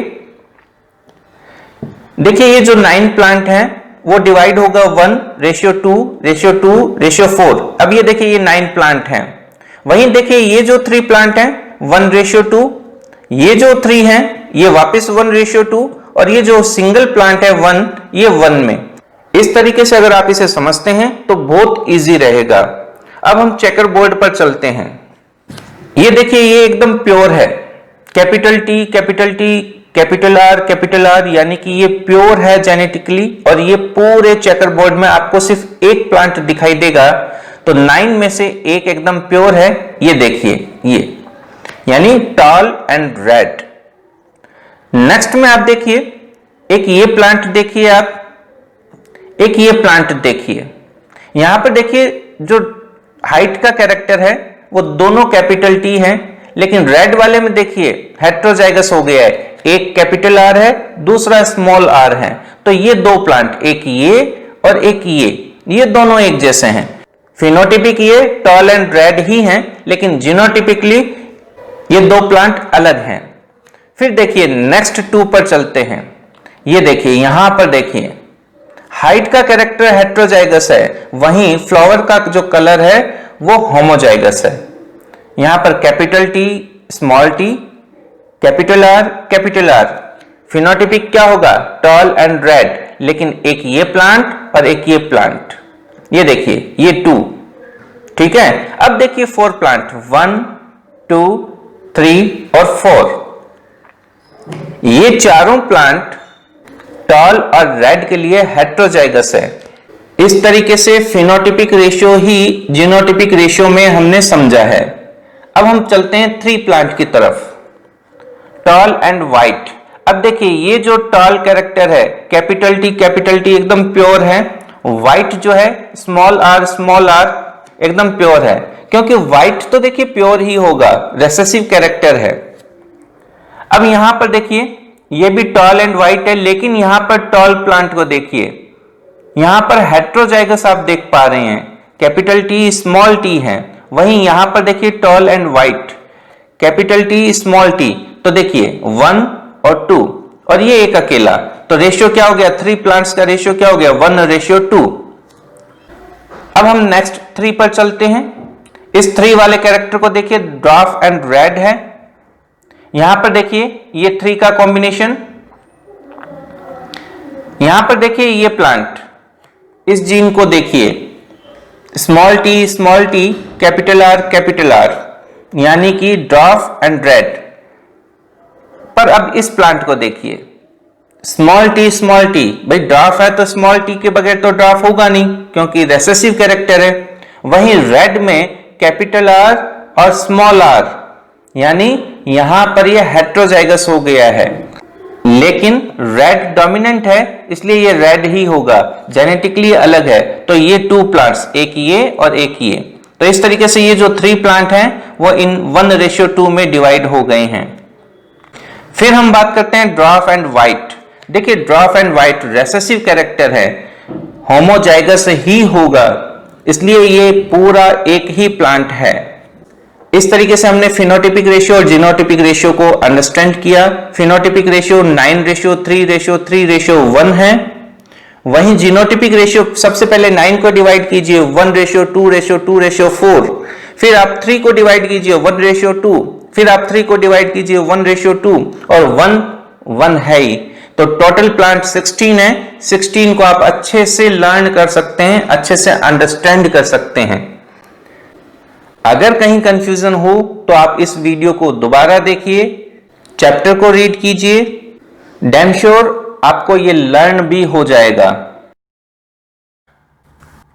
Next topic, Mendel's law of inheritance. Mendel proposed some important laws through hybridization experiments on garden pea Pisum sativum, which are called Mendel's law of inheritance. These laws are as follows: law of dominance, law of segregation or law of purity of gametes, and law of independent assortment. अब देखिए students, Mendel ने garden pea पर अपने hybridisation experiments किए। इन experiments के Mendel ने जो conclusion बनाए उन्हें ही हम लॉ ऑफ इनहेरिटेंस कहते हैं। लॉ ऑफ इनहेरिटेंस के तहत मेंडल के 3 लॉज आते हैं: लॉ ऑफ डोमिनेंस यानी प्रभाविकता का नियम, लॉ ऑफ सेग्रेशन यानी पृथक्करण का नियम, और इसे हम law of purity of gametes यानी कि गैमेट्स की प्योरिटी का लॉ भी कहते हैं। इसी के साथ साथ third law of independent assortment यानी स्वतंत्र अपव्यूहन का नियम, लॉ ऑफ डोमिनेंस और लॉ ऑफ सेग्रेशन, ये दोनों लॉज मेंडल के मोनोहाइब्रिड क्रॉस के रिजल्ट के कंक्लूजन पर बेस्ड हैं। वहीं मेंडल का third law of independent assortment dihybrid cross के कंक्लूजन पर बेस्ड है। इस लॉ से हमें पता चलता है कि जो जीन होते हैं वो अपने कैरेक्टर के लिए प्योर होते हैं और वो कभी दूसरे कॉन्ट्रास्टिंग कैरेक्टर से अफेक्टेड नहीं होते हैं, भले ही वो फिर डोमिनेंट कैरेक्टर के साथ अपने आप को रिप्रेजेंट नहीं कर पा रहे हों, लेकिन जब भी मौका मिले वो अपने आप को इंडिपेंडेंट असोर्ट कर लेते हैं।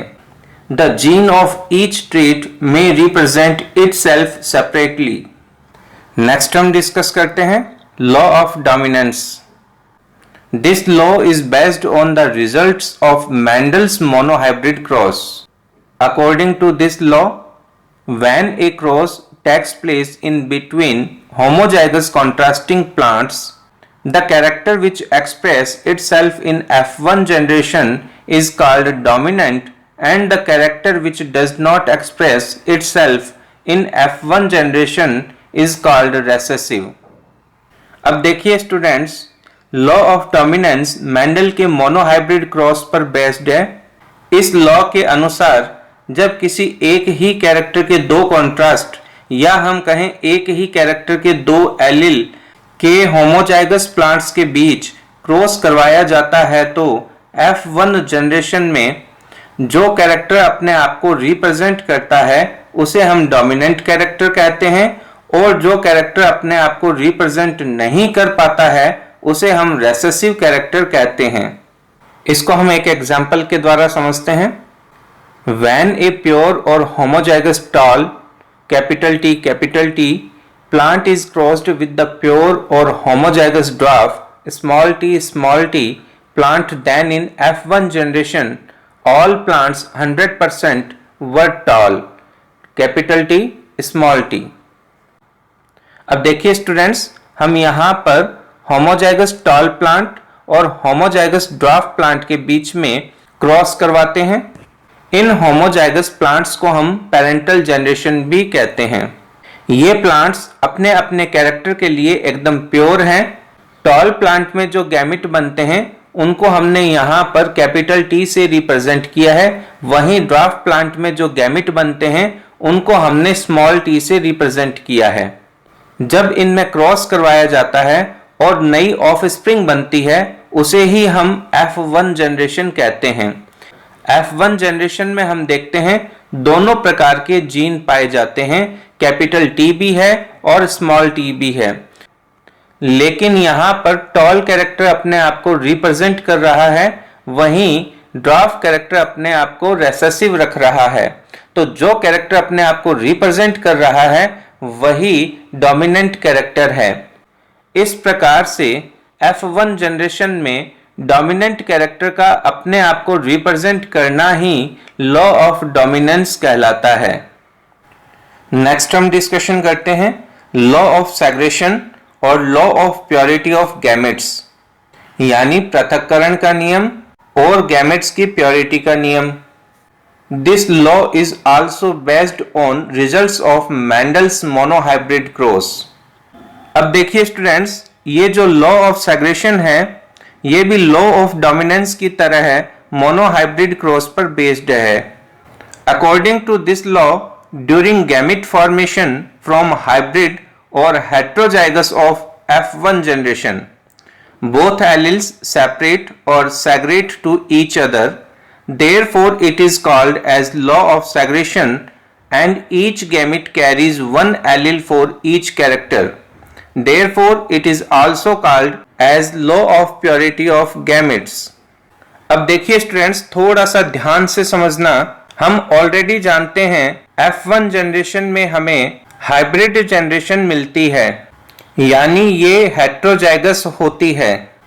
जब हम F1 जनरेशन के प्लांट्स में आगे क्रॉस करवाते हैं तो हम देखते हैं जो हेटेरोजाइगस गैमेट होते हैं वो अलग अलग हो जाते हैं। इन गैमेट्स का अलग अलग होना ही लॉ ऑफ सेग्रेशन कहलाता है। इसी के साथ हम यह भी देखते हैं जो गैमेट होता है वो अपने कैरेक्टर के लिए एकदम प्योर होता है और उसका एलील भी पाया जाता है। इसे ही हम law of purity of gametes भी कहते हैं। लॉ ऑफ सेग्रेशन को हम एक एग्जाम्पल के द्वारा भी समझते हैं। If homozygous tall plant is crossed with homozygous dwarf plant, then in F1 generation all plants were hybrid or heterozygous tall। हम ऑलरेडी पढ़ चुके हैं जब हम होमोजाइगस टॉल और होमोजाइगस ड्वार्फ के बीच क्रॉस करवाते हैं तो हमें उनका हाइब्रिड यानी हेटेरोजाइगस टॉल प्राप्त होता है। In heterozygous condition both alleles are not contaminated with one another at the same time of gamete formation. Both alleles segregate from each other and enters in different gametes। इस प्रकार से F1 generation में जो हमें heterozygous plants प्राप्त होते हैं तो उनमें दोनों तरह के जीन होते हैं और वो दोनों जीन एक दूसरे से कंटेमिनेटेड नहीं होते हैं। हम यहाँ पर हाइट के कैरेक्टर से समझ रहे हैं, इसलिए हम देखेंगे हाइट का कैरेक्टर जो टॉल है वो ड्वार्फ से कंटेमिनेटेड नहीं होगा और जो ड्वार्फ कैरेक्टर है वो हाइट के कैरेक्टर टॉल से कंटेमिनेटेड नहीं होगा। इस प्रकार हम कह सकते हैं दोनों जीन प्योर रहेंगे, एक दूसरे से कंटेमिनेशन नहीं पाया जाएगा।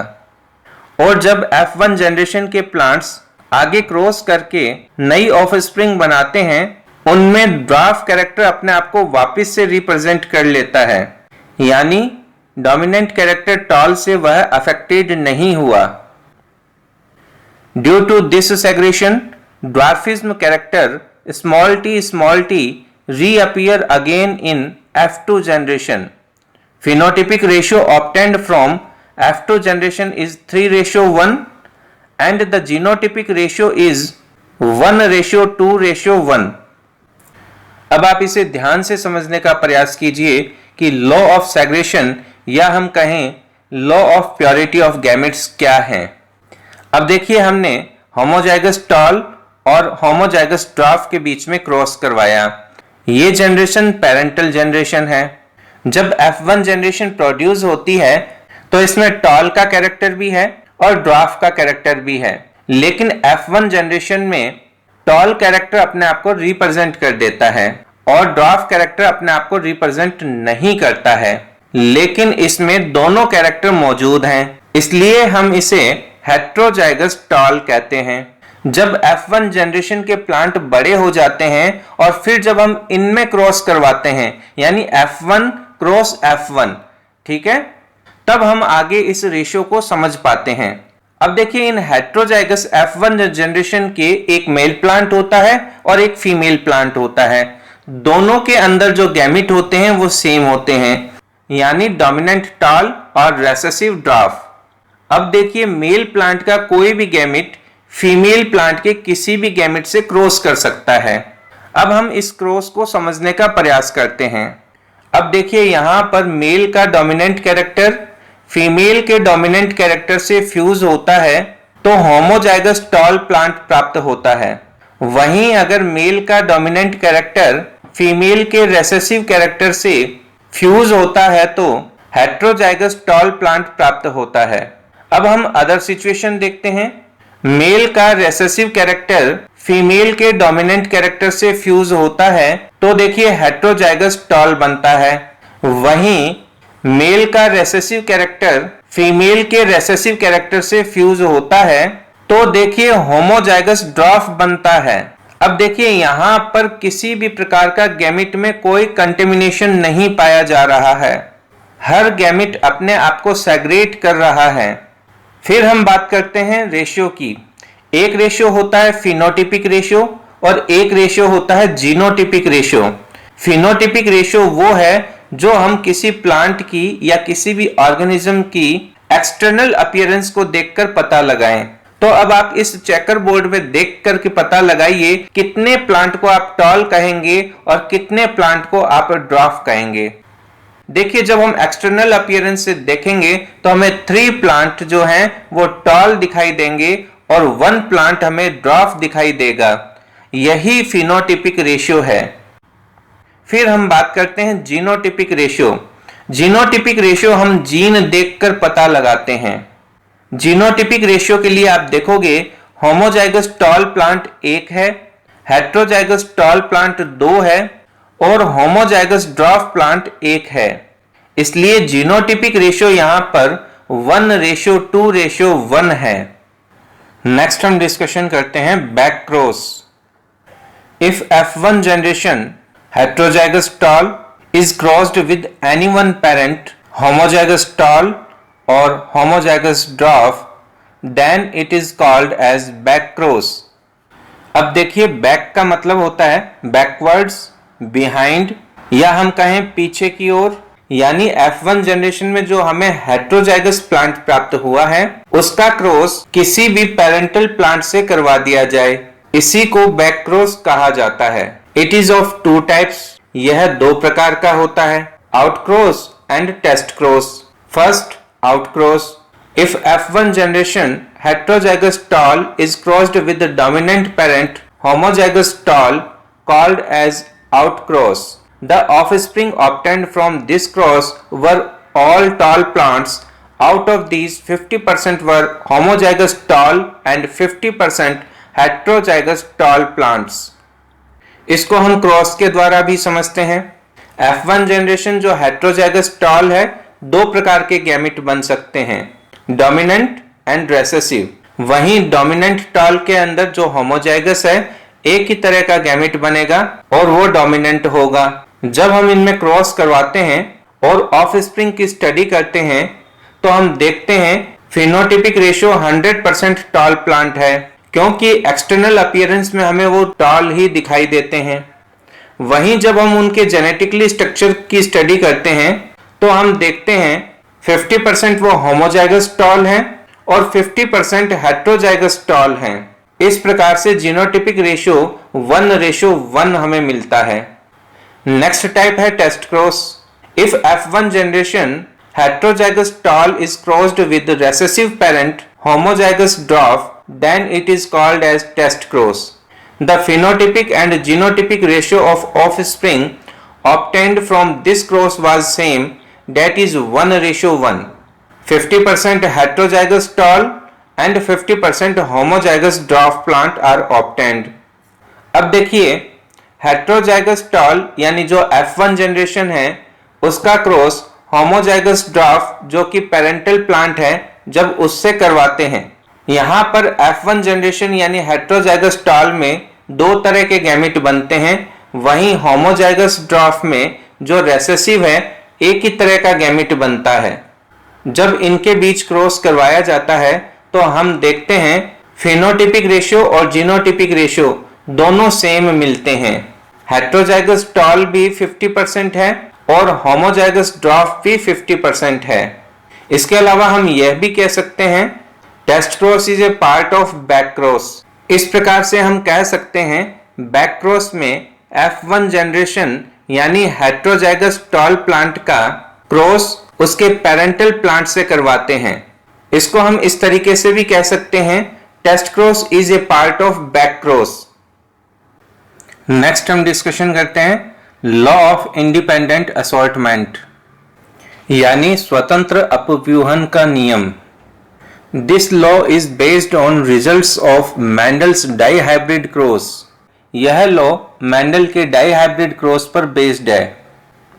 According to this law, if 2 or more than 2 contrasting characters are considered, then there is not any effect or inheritance of one character on the inheritance of another character, or alleles of each character are not only separate but alleles of different characters behave independently or they assort independently.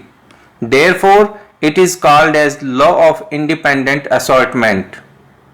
इस law के according जब हम 2 या 2 से अधिक contrasting characters के plants का cross करवाते हैं तो उन कैरेक्टर्स की इनहेरिटेंस पर कोई इफेक्ट नहीं आता है, क्योंकि हर कैरेक्टर अपने एलील से अलग होता है और दूसरे कैरेक्टर के साथ अपने आप को शो कर सकता है। इस प्रकार से कैरेक्टर्स के एलील्स का बिहेवियर दूसरे कैरेक्टर्स के प्रति फ्री रहता है, या हम कह सकते हैं इंडिपेंडेंट रहता है, और कोई भी कैरेक्टर इंडिपेंडेंट असॉर्ट हो सकता है। इसे ही हम लॉ ऑफ इंडिपेंडेंट असॉर्टमेंट कहते हैं। इसको हम एक एग्जाम्पल के द्वारा समझते हैं। जब हम जेनेटिक्स टर्मिनोलॉजी को पढ़ रहे थे, उस समय हमने डाइहाइब्रिड क्रॉस को दो कैरेक्टर, प्लांट की हाइट का कैरेक्टर और फ्लावर के कैरेक्टर से पढ़ा था। यहां पर हम दो कैरेक्टर, सीड का कलर और सीड की शेप को लेते हैं। If homozygous yellow round seeded plant is crossed with green wrinkled seeded plant, then in F1 generation all plants were yellow round seeded। अब देखिए स्टूडेंट्स, सीड का येलो कलर और सीड की राउंड शेप दोनों dominant character हैं। वहीं seed का green colour और सीड की रिंकल्ड शेप रेसेसिव कैरेक्टर हैं। जब डोमिनेंट कैरेक्टर वाले प्लांट का क्रॉस रेसेसिव कैरेक्टर वाले प्लांट से करवाते हैं तो F1 जनरेशन हमें हेट्रोजाइगस प्राप्त होती है। आप यहाँ पर देख सकते हैं, येलो जो डोमिनेंट कैरेक्टर है उसके लिए जो सिंबल है कैपिटल Y का यूज किया गया है। राउंडेड सीड डोमिनेंट कैरेक्टर है और उसके लिए भी कैपिटल R का यूज किया गया है। सीड का ग्रीन कलर रेसेसिव है और रिंकल्ड भी रेसेसिव है। इनके लिए स्मॉल y और स्मॉल r का यूज किया गया है।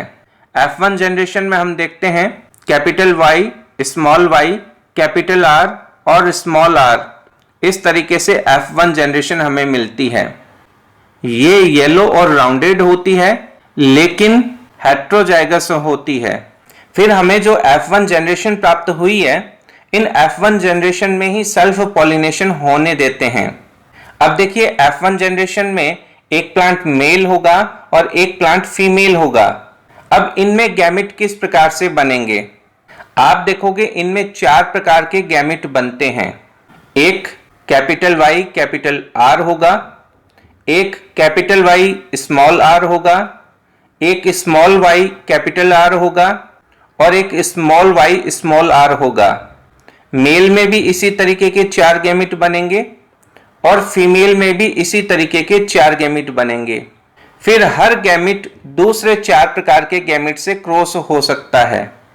अगर हम पेपर पर इस तरीके से क्रॉस करवाएं तो काफी गड़बड़ हो सकता है, इसलिए हम चेकर बोर्ड का यूज करते हैं।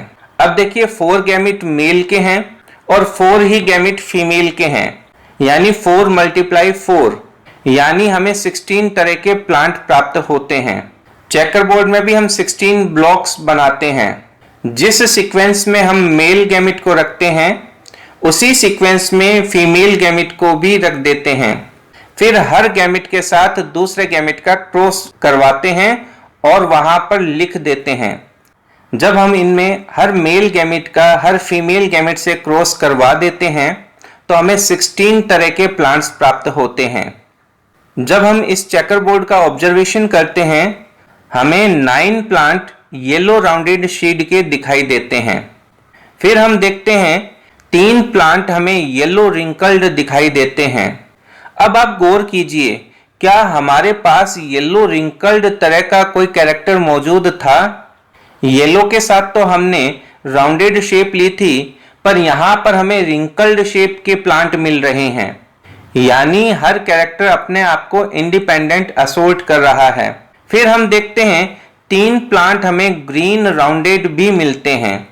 येलो राउंडेड हमारे पास था, ग्रीन राउंडेड नहीं था, ग्रीन रिंकल्ड था, लेकिन नया कैरेक्टर हमें मिल रहा है ग्रीन राउंडेड। अब देखो येलो रिंकल्ड और ग्रीन राउंडेड अलग अलग मिल रहे हैं, इसका मतलब हर कैरेक्टर अपने आप को इंडिपेंडेंट असोर्ट कर रहा है। फिर एक प्लांट हमें ग्रीन रिंकल्ड मिल रहा है। बिल्कुल हमने ग्रीन रिंकल्ड का कैरेक्टर लिया था, ठीक है, पेरेंटल जनरेशन में ग्रीन रिंकल्ड थे। इस तरीके से हमें 16 प्लांट हमें मिलते हैं। अब 16 प्लांट का फिनोटिपिक रेशियो अलग है और जीनोटिपिक रेशियो अलग है। ये जो 16 प्लांट हैं यही F2 जनरेशन है, यानी सबसे पहले जो जनरेशन प्राप्त हुई वो F1 जनरेशन, और जब F1 जनरेशन में आपस में क्रॉस करवाया तो F2 generation. phenotypic and genotypic ratio of F2 generation obtained by self pollination in F1 generation is 9:3:3:1 and 1:2:2:4 ratio 1:2:1:2:1 respectively। अब देखिए, पढ़ने में ये आपको बड़ा मुश्किल लगेगा, लेकिन जब आप इसे एक बार समझ जाओगे तो बड़ा इजी रहेगा। फिनोटिपिक रेशियो है 9 प्लांट हमें येलो राउंडेड प्राप्त होते हैं, 3 प्लांट हमें ग्रीन राउंडेड प्राप्त होते हैं, 3 प्लांट हमें येलो रिंकल्ड प्राप्त होते हैं और 1 प्लांट हमें ग्रीन रिंकल्ड प्राप्त होता है। इस तरीके से फिनोटिपिक रेशियो है 9:3:3:1। फिर हम बात करते हैं जीनोटिपिक रेशियो की। जीनोटिपिक रेशियो को आप बहुत ज्यादा टिपिकल मत बनाना, बड़ा इजी फॉर्मूला मैं आपको बताता हूं। सबसे पहले हमारे पास जो 9 प्लांट है उनको डिवाइड कीजिए। आप इस टेबल में देखिए, 1 प्लांट आपको यहां पर होमोजाइगस येलो और होमोजाइगस राउंडेड दिखाई दे रहा है। फिर आपको 2 प्लांट्स होमोजाइगस येलो व हेट्रोजाइगस राउंडेड दिखाई दे रहे हैं। इनके बाद 2 प्लांट्स हेट्रोजाइगस येलो व होमोजाइगस राउंडेड दिखाई दे रहे हैं और फिर 4 प्लांट्स आपको हेट्रोजाइगस येलो और हेट्रोजाइगस राउंडेड दिखाई दे रहे हैं।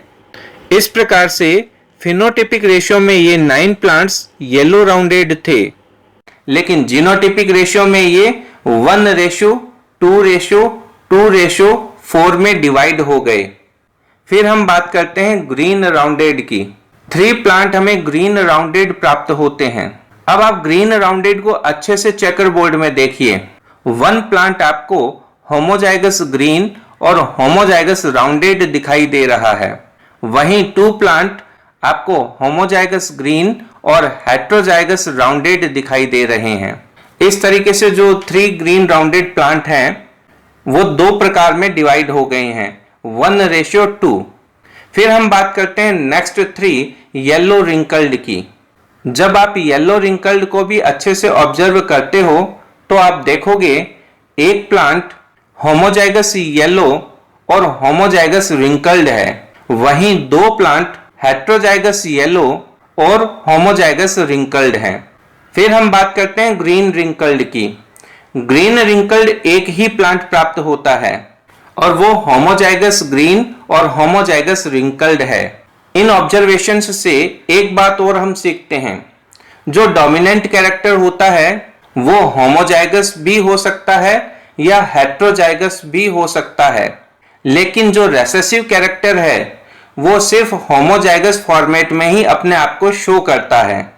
इस प्रकार से डाई हाइब्रिड क्रॉस में फिनोटिपिक रेशियो 9:3:3:1 है, वहीं जीनोटिपिक रेशियो 1:2:1:1:2:1:1 है।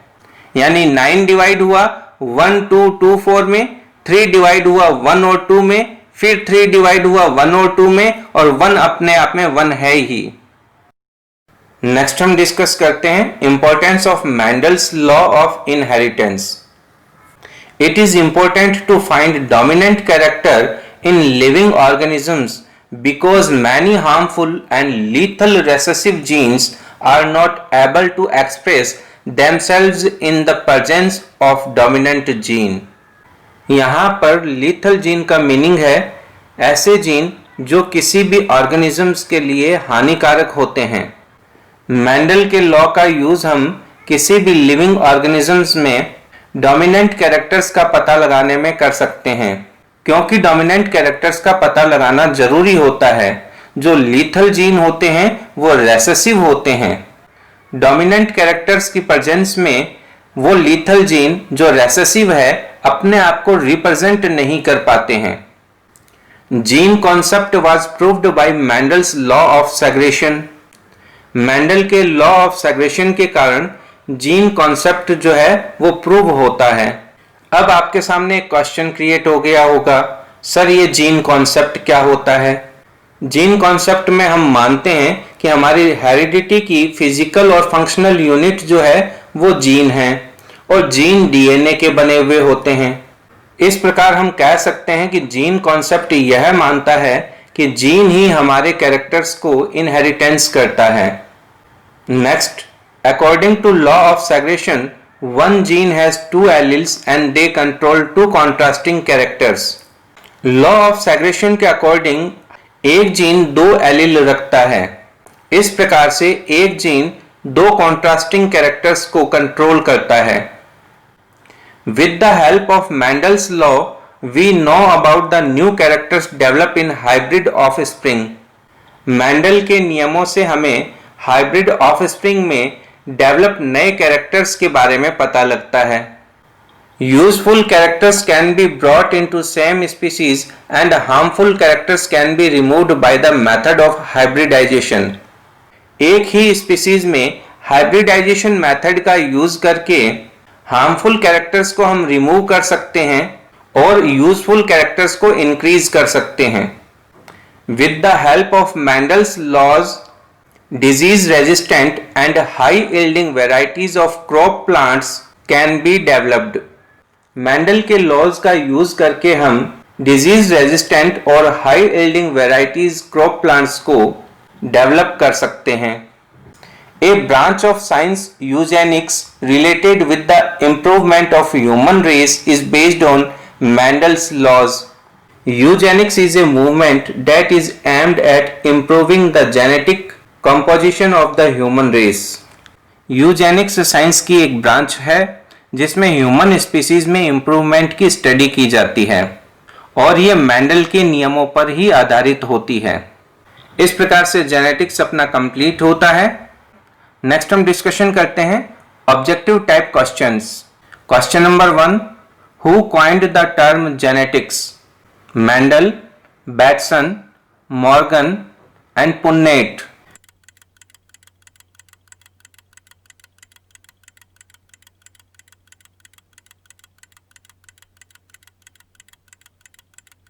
We know that firstly the word genetics was used by Batson in 1905.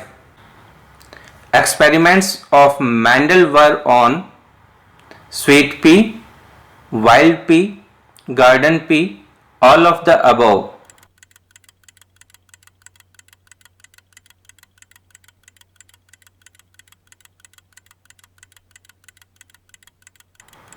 तो इसका सही आंसर होगा garden pea. Next question, study of heredity and variation is called genetics, geology, forestry, none of the above.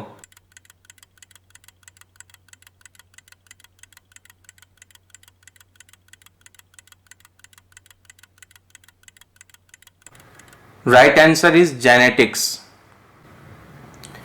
Green color of pea pod is which type of character? Dominant, recessive, incomplete dominance and codominance.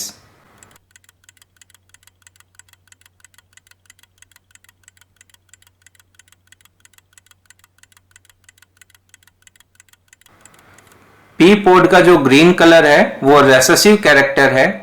यहां पर आप confuse बिल्कुल मत होना, क्योंकि seed के colour में जो येलो कलर है वो डोमिनेंट होता है। Next question, usually number of alleles of a gene are, सामान्यतया किसी जीन के कितने एलिल्स होते हैं? 4, 3, 2, 1।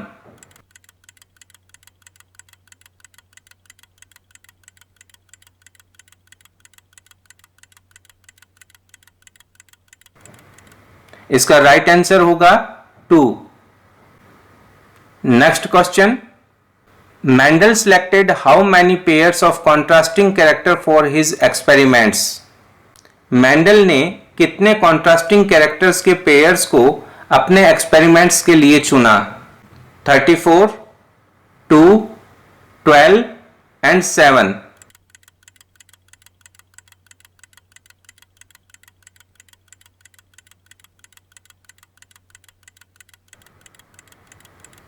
तो राइट आंसर 7 है। मेंडल ने अपने एक्सपेरिमेंट्स के लिए 7 कॉन्ट्रास्टिंग कैरेक्टर्स को चूज किया था। Structure of seed, colour of seed, colour of flower, shape of mature P, colour of immature P, position of the flower, height of the plant. ये 7 contrasting characters थे। Next question, when F1 generation is crossed with any one parent then it is called as। यदि F1 generation का cross किसी भी parent से करवाया जाए तो उसे क्या कहते हैं? Reciprocal cross, test cross, back cross, all of the above.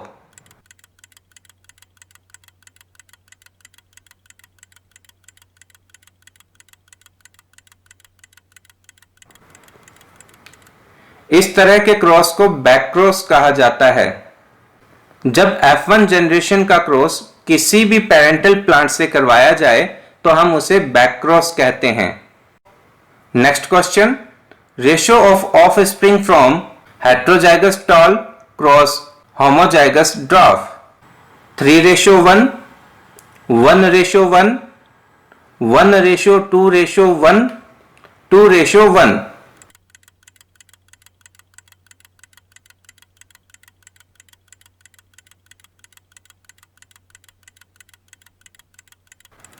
अब अगर आप इस क्वेश्चन को ध्यान से ऑब्जर्व करते हो तो आप पाओगे ये टेस्ट क्रॉस है, क्योंकि टेस्ट क्रॉस में F1 जनरेशन का क्रॉस रेसेसिव प्लांट से करवाया जाता है और टेस्ट क्रॉस में हमें जो रेशियो मिलता है वो 1:1 होता है। Next question, which contrasting character was not selected by Mendel's for his experiments? Colour of root, colour of flower, colour of seed, colour of pod.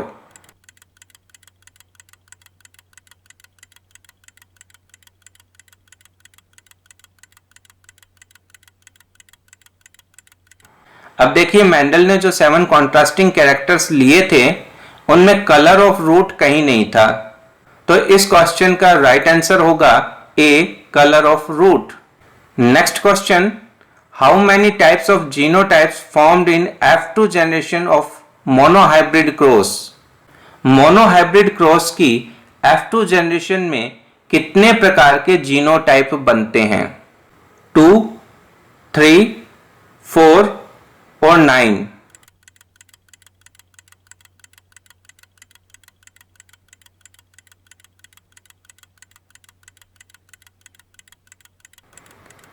अब देखिए क्वेश्चन को ध्यान से समझना है। एक तो मोनोहाइब्रिड क्रॉस है, F2 जनरेशन के बारे में पूछा है और जीनोटाइप पूछा है, तो 3 टाइप का जीनोटाइप हमें मिलता है। मोनोहाइब्रिड क्रॉस में F2 जनरेशन का जो जीनोटाइप मिलता है वो 1:2:1 होता है। इस प्रकार से स्टूडेंट्स चैप्टर 3 जेनेटिक्स अपना कंप्लीट होता है। अगर आप नए व्यूअर हैं तो आप चैनल को सब्सक्राइब जरूर करें, बेल आइकन को प्रेस करें ताकि आने वाले वीडियोस की नोटिफिकेशन आपको मिल सके। वीडियो को अपने फ्रेंड्स के साथ शेयर जरूर करें और हाँ, लाइक करना बिल्कुल ना भूलें। मिलते हैं नेक्स्ट वीडियो में नेक्स्ट टॉपिक के साथ। Thank you. जय हिंद, जय भारत।